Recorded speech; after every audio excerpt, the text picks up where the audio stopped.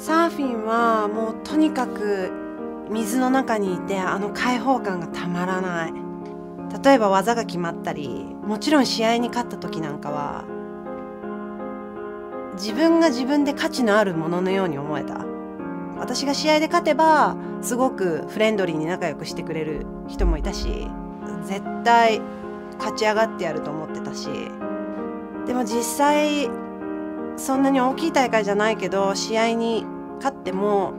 なんかやっぱり足らないんだよね。うちの父親はお酒が入ると手を挙げる人だったので、でも私もそんなにか弱くやられるままっていうわけでもないから、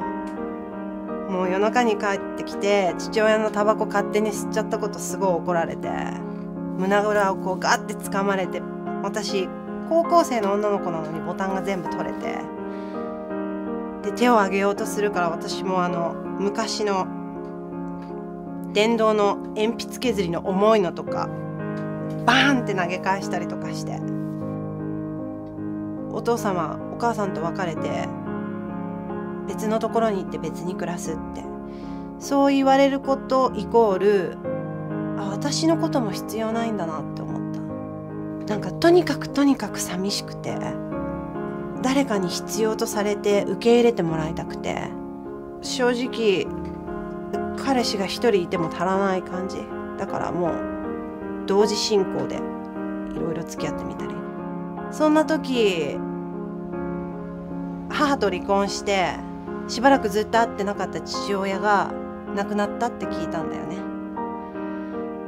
でサーフィンって私にとって本当に全てだった。試合に勝つことが一番大切だと思ってたし、他のことはもうどうでもいいと思ってた。でも父親が死んだって聞いて、死って一体何だろうって考え始めたんだよね。そんな時に一人だけいたクリスチャンでサーファーの友達がハワイで結婚式あげるから来てくれないって言ってくれて、で結婚式が終わった後もノースショアでどうしてもサーフィンがしたくて一人で残ってサーフィンをしたんだよね。すごい楽しかったんだけど、ある時急に体の調子がちょっと良くなくなってきちゃって、でも英語とか全然喋れなかったし、すごく焦ってパニックみたいになって、でそんな時に一緒に宿に泊まってるクリスチャンたちのことを思い出したんだよね。でそういえばあの子たちいつもジーザスジーザスって祈ってるよなって。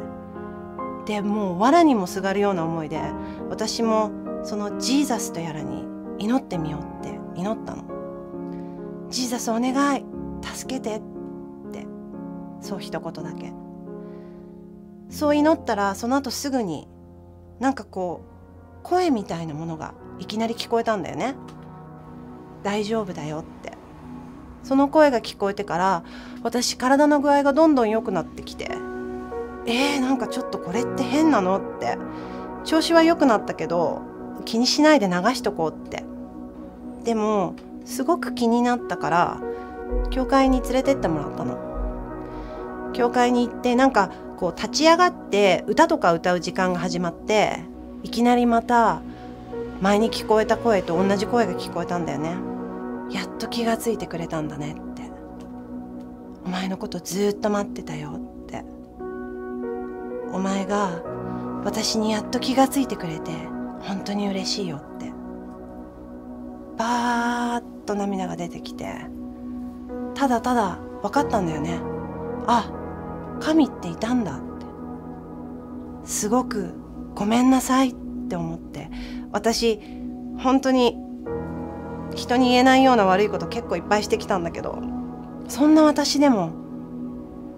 この神待っててくれたんだって。神が愛してくれてる限り私何があっても大丈夫だなって思ったんだよね。今はそうだな、あんまり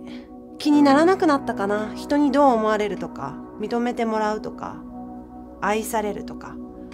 何かがすごく必要で求めてて、でもそれが何だかわからないっていう人がいたら、ジーザスに聞いてみるといいかもしれない。聞くのってただだし、別に何の犠牲も払わなくていいし、でも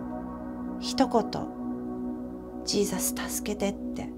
祈ってみたら、もしかしたらあなたも見つけるかもしれない。私が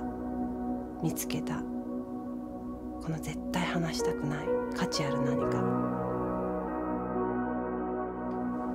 私の名前は奥村忍です。これが私のホープストーリーです。